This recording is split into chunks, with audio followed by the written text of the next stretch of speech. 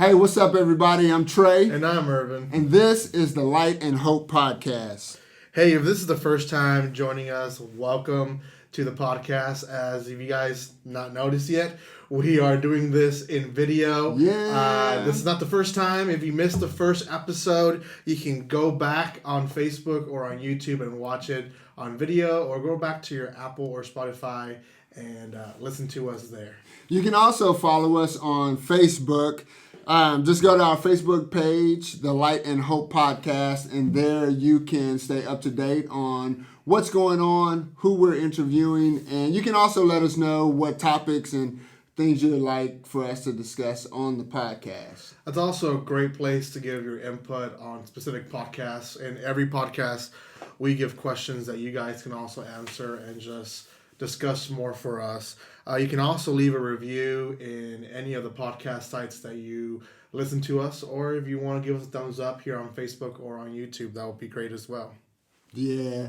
Now, usually we like to jump on here with some cheesy jokes or some corny introductions, but we do not want to waste our guest's time today. We have a very special guest, great friend of mine. I've known him for a very long time, and I'm honored that he accepted the invitation to come and talk with us today. This is the man, David Jackson. David Jackson. So if you're a guest after this video and we do something cheesy, we do want to waste your time.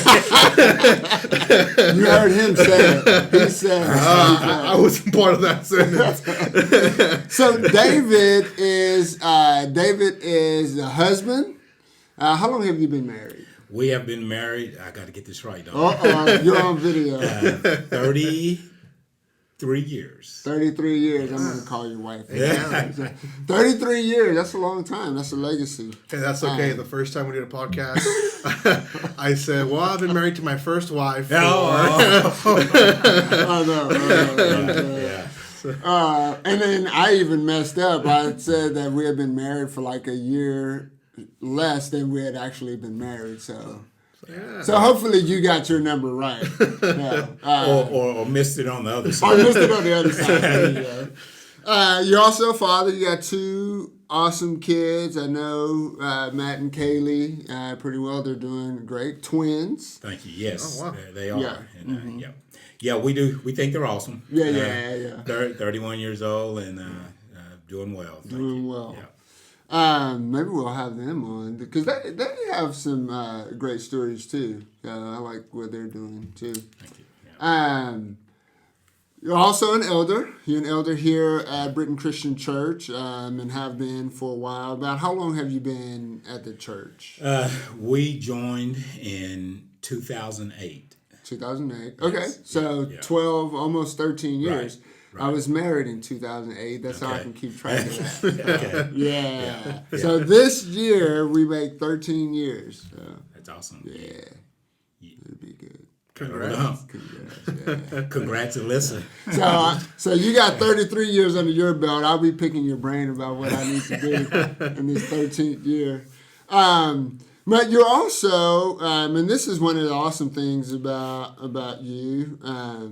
You're a mentor. You're a mentor to young men here at the church, and you have been for a while. You've also, I don't know if you would consider yourself a mentor in this regard, but you've also, to some degree, you've mentored me. We've gone to lunch several times, and we've met and talked about fatherhood and being a husband and all of that stuff, and I've been able to glean some things from your life and experience.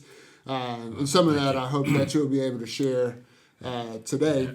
But you pour into the young men here at the church, and you've been doing that for a long time as well, which I think has really paid dividends. You're one of the reasons I'm here at the church now. I mean, I get to work at the church because part of what I'm doing, you used to do on a voluntary basis. So. We got the opportunity. I was just part of an opportunity that was presented at one time to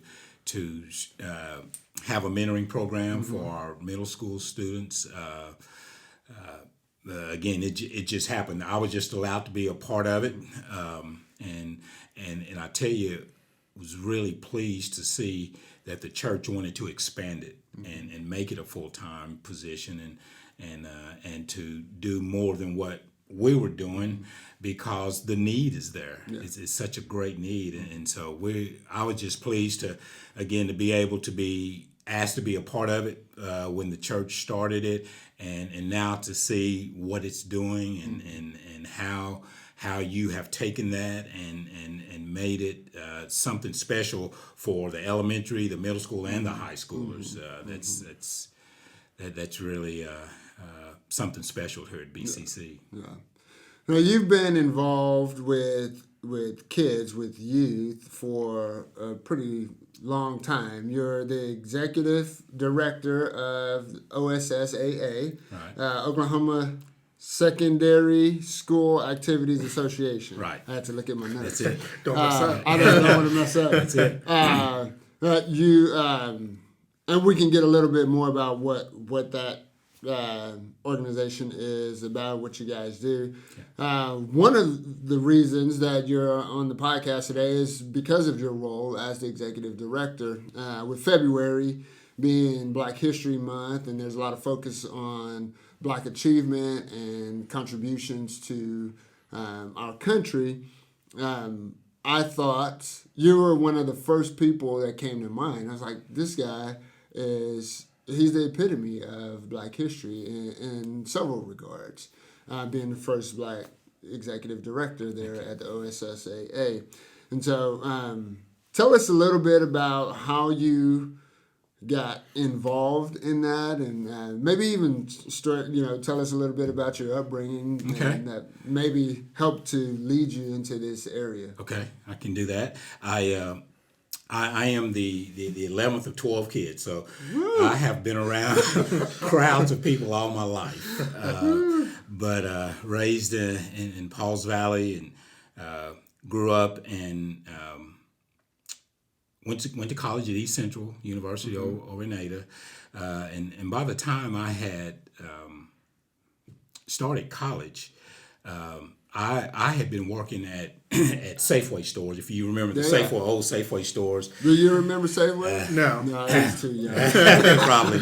But anyway, starting out when I was in 7th grade, carrying out groceries.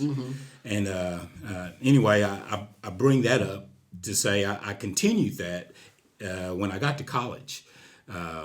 Continued working there, and by the time I'm ready to graduate, I had several years with Safeway stores, and because of them being unionized and really a strong organization at that time, they took care of their employees. So it put me in a position of, do you go and teach, or which is what I thought I wanted to do, or do you stay with Safeway and make probably a whole lot more money than what you would make teaching? Because as a matter of fact, I was working, because I was going to school, I was working about 30 to 35 hours a week. Wasn't considered full-time. But to take my first teaching job, I took about a $6,000 pay cut from that part-time job at Safeway to going into the teaching arena. Was that here in Oklahoma? This was in, I went to school in Ada, and I took my first teaching job back in my hometown in Pauls Valley. Pauls Valley. PV. Yes. Wow. Now, your mom was a teacher? Is that right? No. Do you have no teachers in your family? I was the first teacher. Okay. And really, I say I had a tough decision. It really wasn't tough. I knew that's what I wanted to do, and because of the people that had a great influence on me growing up, some teachers, some coaches that had an impact on my life, I wanted to do the same, I thought. Now, may not have been the smartest thing to do to go back to your hometown and start that teaching and coaching career, because there are certainly challenges that come with that. But, I'll preface the whole thing and I'm not just saying this because I'm at BCC. I'm in a church setting, but I can look back on from now to when I started all of this. God had His hand on this the whole time, and I say that because to see where I was, I really thought number one, even going to college Yeah. was something that I didn't know that was going to be able to achieve, because again, 11 to 12 kids, there's not a whole lot of money sitting around to go to college. How many of your siblings or relatives went to college? Did your mom or dad or No, as a matter of fact, I was the second the second to go to college. Yes. of your siblings and your mom and dad? Yes. Wow. Well, now I will tell you, there are some of my older brothers who went military. Okay. They went to college, after military, after the fact. So it ended up there were, I had a couple more brothers that went after Okay. they did their military duties, but yeah, I didn't know that, being able to go to college was something I was going to get to do. So, and again, so as I think about all of that and almost making the decision to not do what I wanted to do and teach, because I figured I better chase, the salary with Safeway. Again, I can't take credit for any of those decisions. God had His hand on all of it, and then I can say that with confidence. But I started my teaching career there. Thought that at some point I wanted to be an administrator. Okay. Also, I love teaching, I love coaching, but I knew, I'm going to start a family, and I've got to. Put myself in a position where I can make a salary and support them. So administration was the way to go. I went back to East Central and got my administration certification, thinking that, hey, 10 so years down the road, I'd get that opportunity. My 6th year teaching, I was approached with the opportunity to be an assistant principal at Pauls Valley. And I start that year as the assistant principal. We're about 2 months into the school year, and my boss, the regular principal, comes in and he tells me he's got a meeting somewhere, and tells me how to contact him and all, those typical situations that happen. So he goes and think nothing of it. About noon that same day, the superintendent, the main boss, calls me over to the office. And I'm thinking, I've been in charge about half day and I've already messed something up. But I get over there and he tells me that my boss has been arrested with enough drugs on him to be charged with possession of drugs.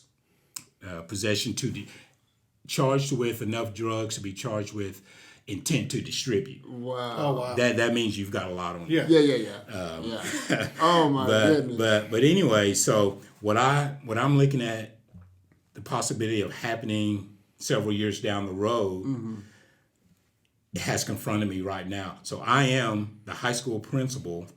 At that point, they let me be the interim, to finish out that year under those circumstances, and then they hired me the following year so I served 6 years as the high school principal there. Again, in my mind, I wasn't ready.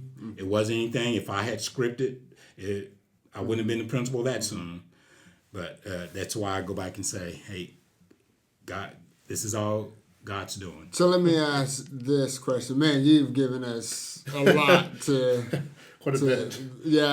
think about and discuss. I mean, this is remarkable, thinking about the decisions that you made along the way. And like you said, a lot of this stuff is kind of, it's thrust upon you.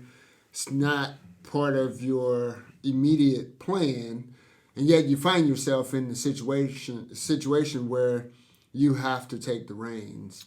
And what's that first day like? You get this you get this message from your boss's boss, and like, hey, you're the man now, because of these circumstances.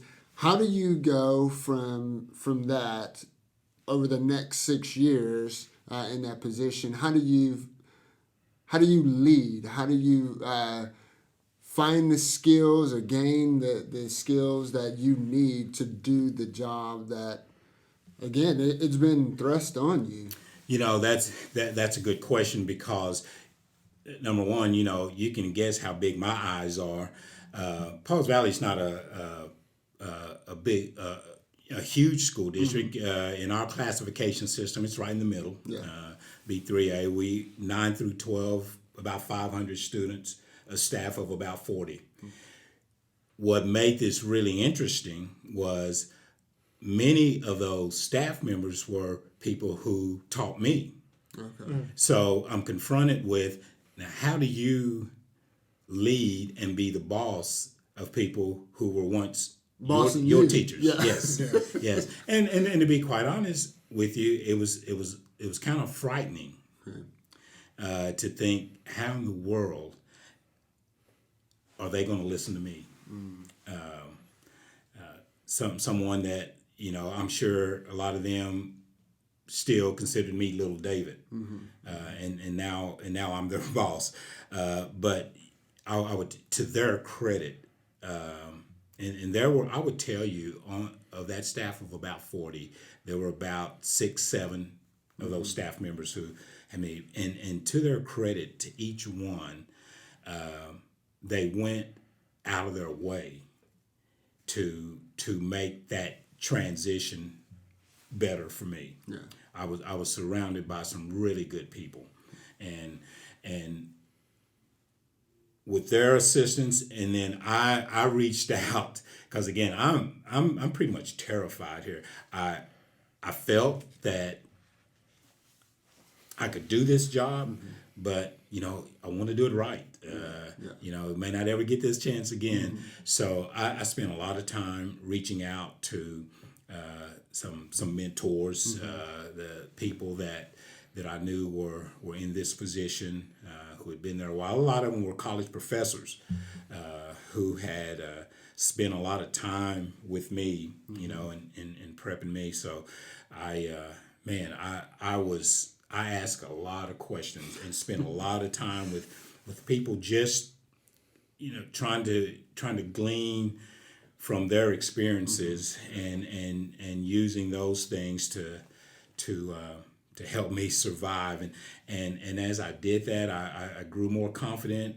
And again, I'll credit the people around me who probably recognized or could see in my eyes some of the uncertainty and things, and the people that just really went above and beyond to make my job better, and make the transition easier. Because the bottom line is, I needed to get past what you think those adults are going to feel, and to get to the crux of what this job entails, which was, how do I serve these 500 students that are put in my charge? Yeah. And that's where which is another heavy weight to have on your shoulders, having to lead these kids and having to lead these adults. Yeah. So I don't know which one. What was the initial reaction of these teachers and staff that you had? I mean, were they supportive of you being the principal? They were. They were very supportive. I remember our first staff meeting, as we had them at the same time, at the same place, on the same day, and I walk in and they're there, and people start standing and clapping. Those gotta make you feel that helped. good. That helped, because going into that, I'm jacked up. What do I do? What do I say? and so that's what I mean by them just going out of their way to make that transition good. So, But I think that speaks to, because like I said at the beginning of this segment, I've known David for several years. I don't know if you saw it this morning. As a matter of fact, I saw that. Did you see the picture? I saw the picture. So 9 years ago, Elias is born, my oldest son. And Uncle David sees at our old house holding Elias. I think you guys had brought food over for us that day. And so he's holding Elias, playing with him. And that picture, it's so funny that this picture popped up on my memory today. And Is that right? And I'm interviewing you today. So, so again, going back, I think what you're explaining, what you're describing that first day and how the staff responded to you, I think that speaks to the quality of your character. I've never seen you out of character, so to speak. I think you've always been a good representative of yourself, of your family, and I think you've done a good job representing God as well.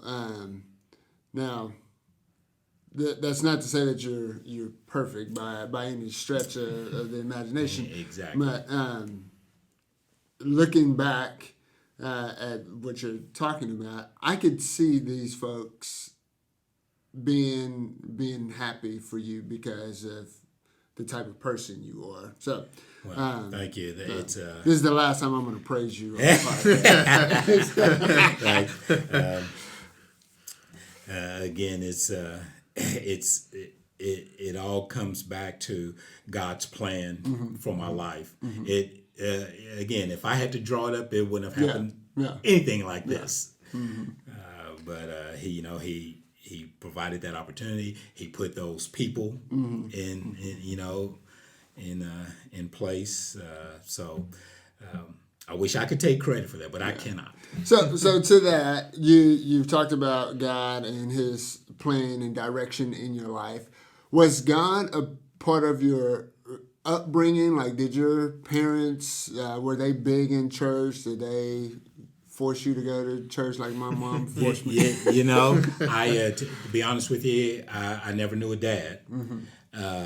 But my mother was that lady that was in church every time the doors open, and yes, she did drag us there all the time, kicking and screaming. But we did, and as you mature and get a little older, you start to understand, why that is so important to her. Still, I would tell you, even at that time in my life, when I'm in my career and married and all, even though I had that kind of upbringing where my mom, did all she could to present God and show me God in her life, I still, I hadn't arrived by any means.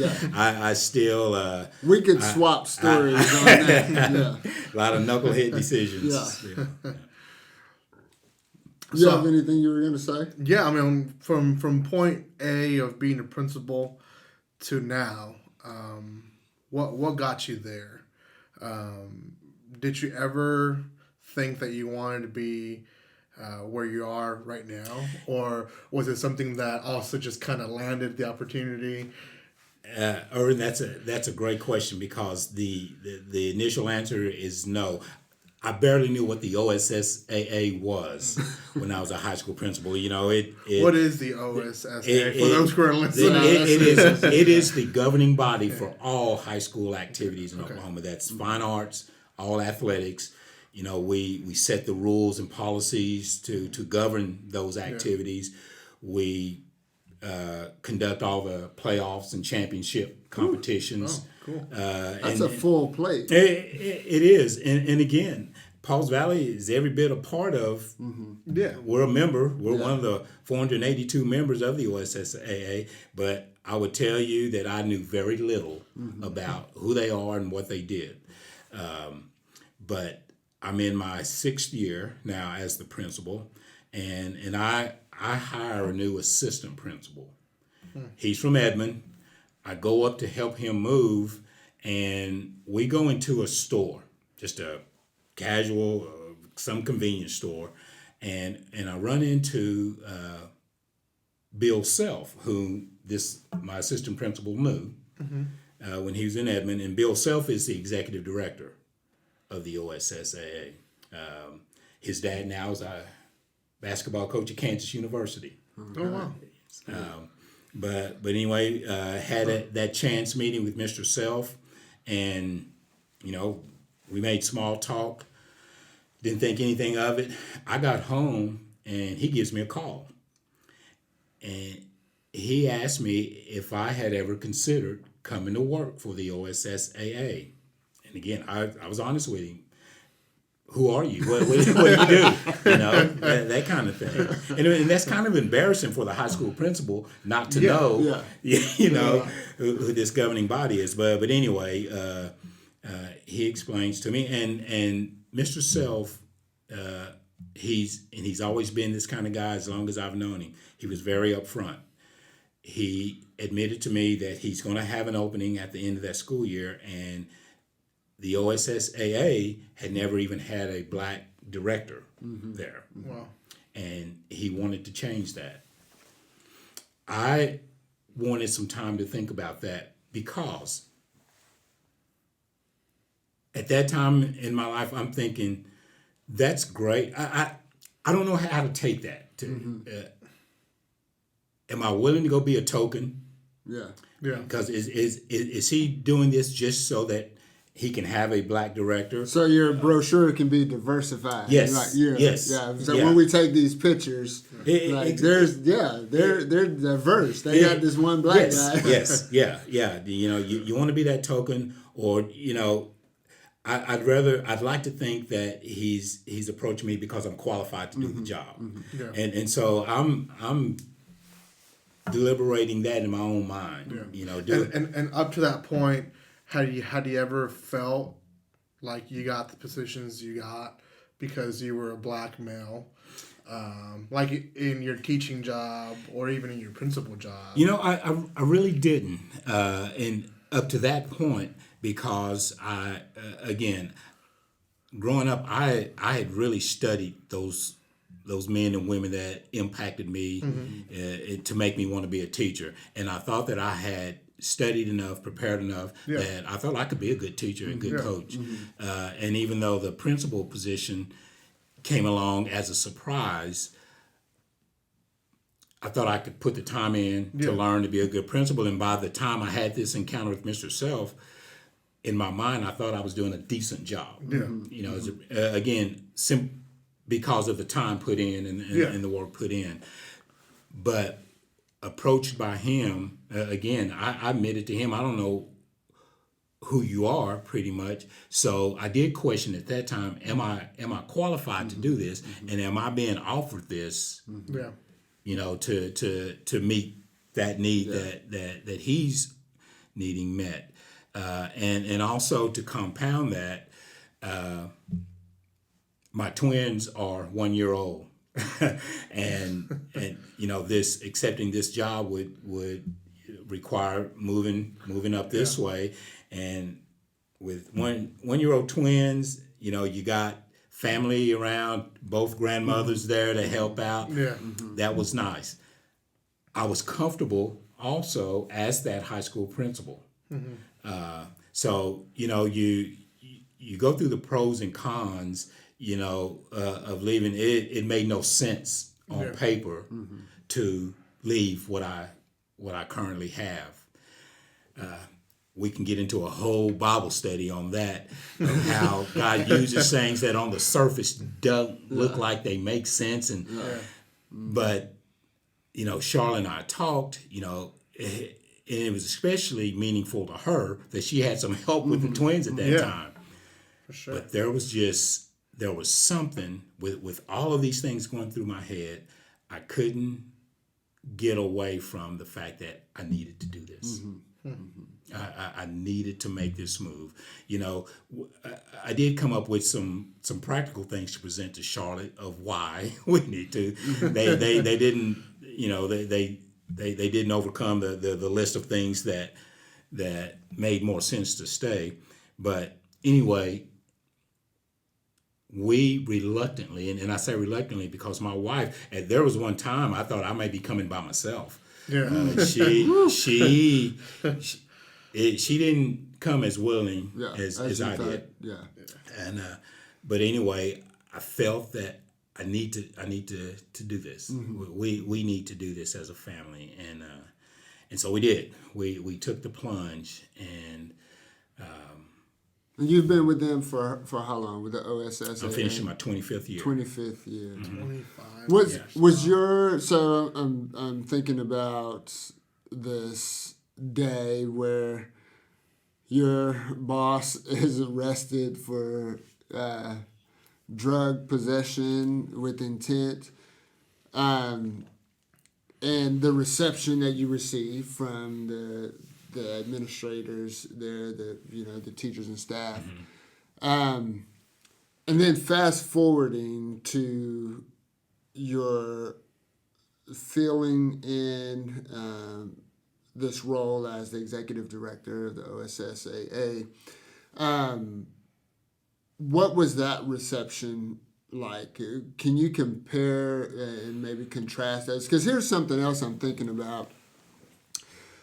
So our nation for the past several years has been dealing with a lot of racial unrest, and I think was it 2017? You 16 is when I became the executive director. Okay, so there's all this. I mean, we're going back. Michael Brown, we got Trayvon, we got Terrence Crutcher, all this stuff happening over the past several years.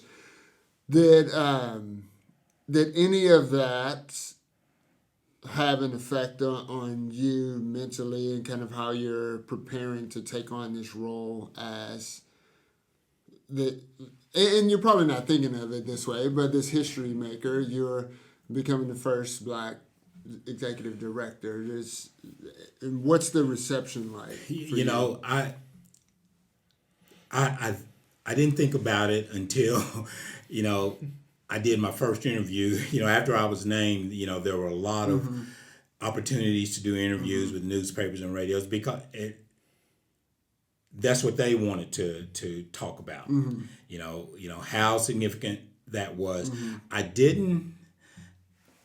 I guess I didn't give it its just due on the significance of being the first Black executive director of the association. I had been there 20 years at that point, but what I saw, what really made it significant for me, and I really kind of give a lot of thought to, is it really meant a lot to. I got several calls from other Black teachers, Black coaches, and they were so thrilled because it gave them a sense of, man, those opportunities are out there, and so thank you for. The comments were like leading the way, but I didn't do anything. I was just. You're just doing your job to the best of your ability, being a steward of what you had been entrusted with. Exactly. But I do feel like though that with some of these comments, and I still get them, that there's a responsibility that I have to take this job and to manage it and navigate it in such a way that, number one, other minority people would get the same opportunity. People won't think twice about placing another minority in this position when I'm gone.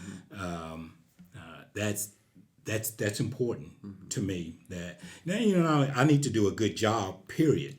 Yeah. But I also don't want to be responsible for some people thinking twice if there's a chance for another minority to step into that role.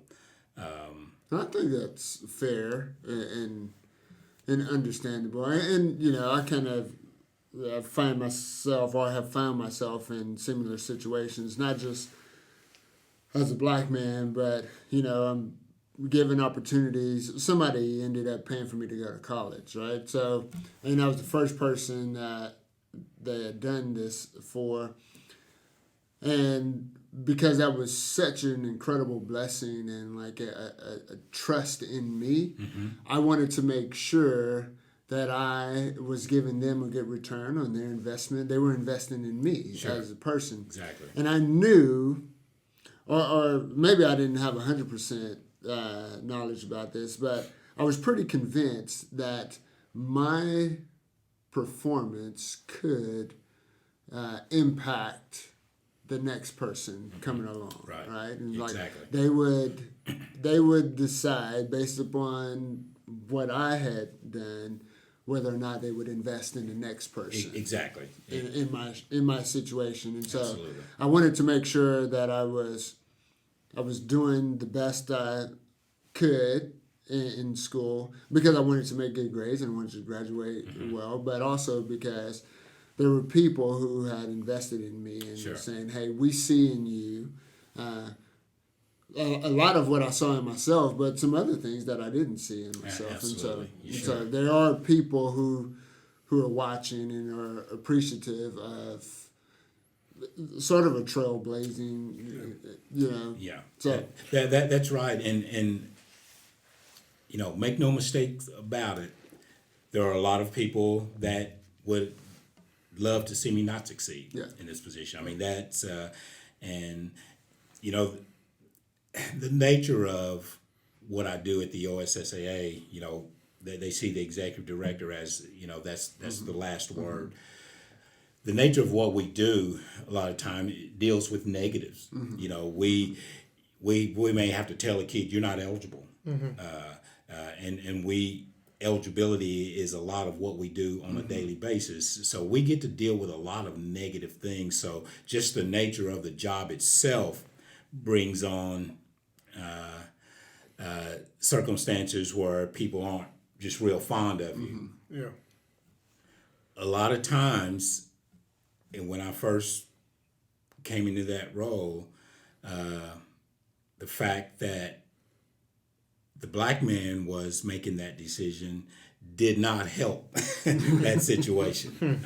And just honest. Just being honest. Just being honest with that. So that connects to my next question. I mean, what struggles like that one did you see going into this new position 25 years ago, where it was predominantly, I want to assume, white males, and now you're first black person coming in, and all these people are looking at you.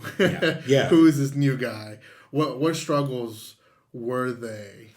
So let me piggyback on that because I think that's a good question. Do you feel like you had to, the saying that we have to work twice as hard and long and all that? Did you feel like that was the case? To Irvin's point? Without a doubt, I felt like again going back to what we talked about in regards to pretty much proving my worth to make sure that I don't mess it up for someone coming behind. I felt like yes, if my predecessor worked 40 hours, I better work 80. That type of thing, but the struggles were there, no doubt about it, because there were dealing with the public, with parents and students and then other school administrators and coaches. There were some people that they were okay with me being a assistant director there, but sitting in that seat as the executive director, a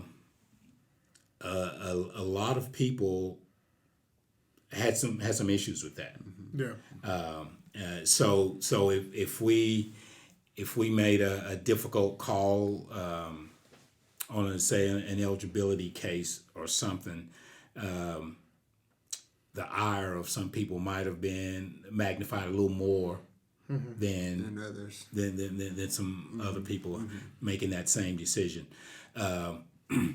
It's funny. I have an associate director, kind of the second in charge, and a lot of times we go to meetings, different places. We go together, and you could hear, some people would say, "Oh, here comes the executive director of the OSAA," and they would reach for the hand of my associate director. Oh, wow. I mean, stuff like that happen all the time. Wow. But that's the reality of because again, this organization has been in place for over 100 years. Yeah. 1911. 1911. Yeah, 110 years. Yeah. Yeah. So That's about as old as our church. So we're about the same age. that right? Yeah. Okay. Yeah. That's crazy. So, just to conclude the video, because we're coming close to the time, we're hoping to interview different generations of people this month. What's your thoughts between how difficult it was for you 25 years ago entering into this new atmosphere to maybe someone who is right now in high school or in college that hasn't even started their career? Do you think there's differences, or do you think it's still very much a white male-led industries? Yeah. Maybe not just yours, but around Sure. the city. I would think, at least what I observe, I think now for the most part, maybe I need to say minus the last 12 months, but I would think for the most part the opportunities for minorities are much more available than they were 25 years ago. Yeah. I think minorities in high positions are more accepted now, maybe than at that time. Do you think they're still required just to be a diverse company, like we said earlier, or do you think now they're saying, you know what, we're a diverse group and anyone can really do the job? They're not really looking at the kids' colors. Yeah. Are they looking for the most qualified? Yeah. I'm going to hesitate to say that's gone. I think that's still real in some places. And I have some conversations with a lot of people who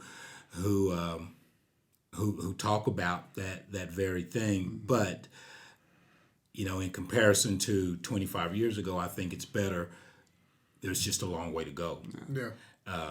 In that regard, I still think that there are others like me in positions to where we feel like we still have to maybe perform a little better, put in a few more hours.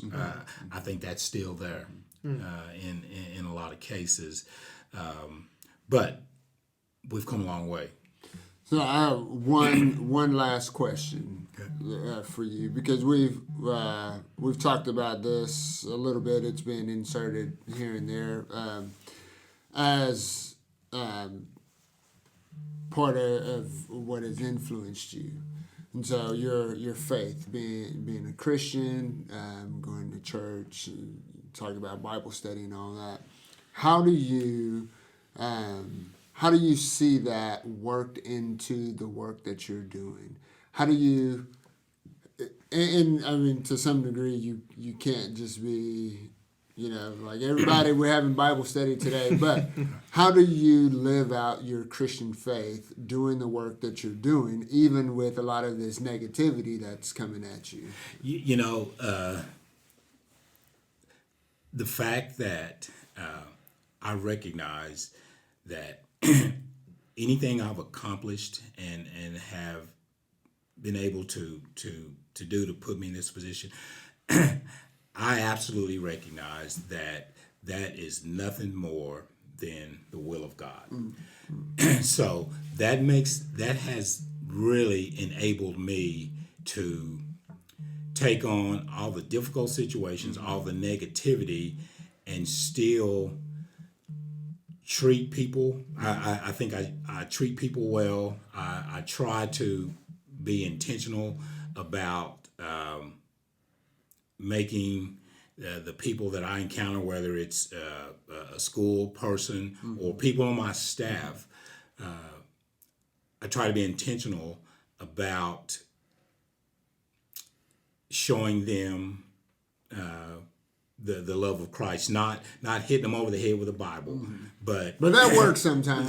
Sometimes that does. Sometimes that's needed, but doing those things and being that person that makes somebody walk away and say, you know, he may not have told me what I wanted to hear, but he did that kindly.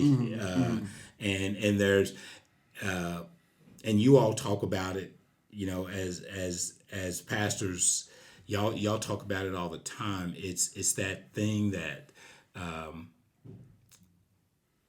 people can they know who you are by how you live. You know, not I don't want to have to tell someone I'm a Christian. Yeah.